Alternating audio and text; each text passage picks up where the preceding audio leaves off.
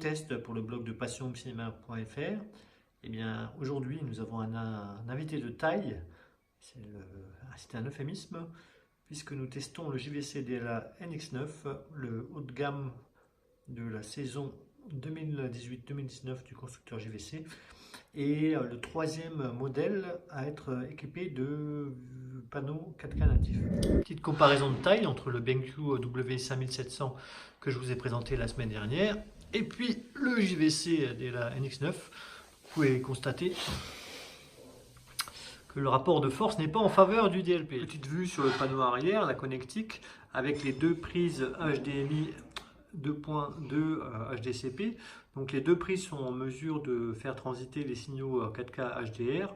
Une prise RS232, la prise USB qui sert à mettre à jour le firmware du projecteur, qui est dans sa version 2.01. Vous pourrez le lire dans le test qui sera bientôt publié sur le blog.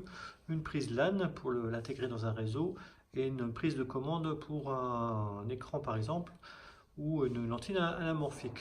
Ici, si vous devez utiliser le projecteur sans télécommande, vous avez ce panneau de commande déporté.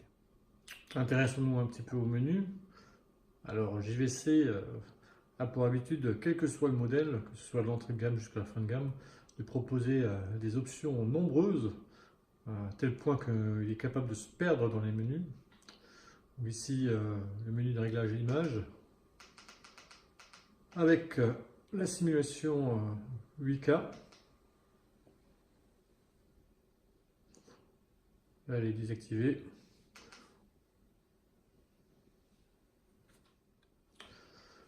Le contrôle de mouvement, c'est-à-dire l'interpolation d'image avec l'aide à la fluidité, mais également le mode faible latence qui permet de réduire l'input lag et de le faire baisser de 100 millisecondes de retard jusqu'à à peu près 40 millisecondes.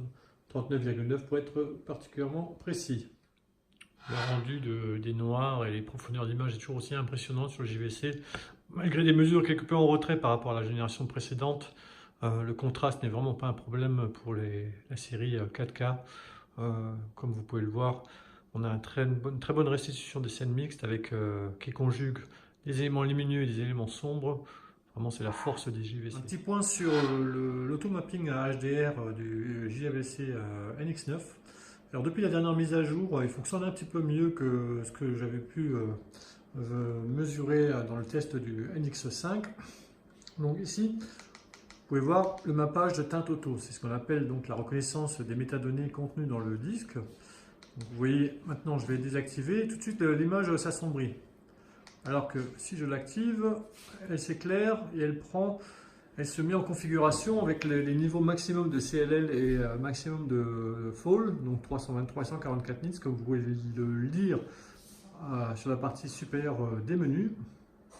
Et si cela ne devait pas suffire, il est toujours possible d'éclairer plus l'image avec ses curseurs ou alors de l'assombrir.